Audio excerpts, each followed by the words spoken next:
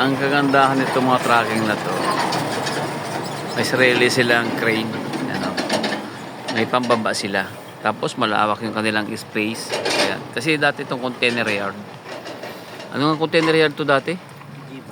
G-box yan, G-box. Tapos yan yung mga truck nila, oh. Ayan yung mga truck nila, oh. Dati yung ano, yan G-box, init ng araw, eh.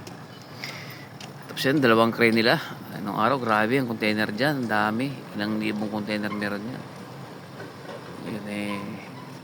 Ewan ko ba't nangyari. Siguro karaniwan dito kasi yung mga may mga malalaki ang lupa.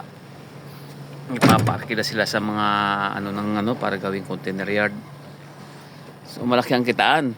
So kaya kung may lupa ka, parte ng Bulacan, may kakilala ka, iparkila mo sa mga shipping line. Kung may lupa ka nagkakasukat ng mga kahit 1 hektarya pataas, sapat para maging container yard. Tapos ang kagandahan doon, ang tao mo kinakailangan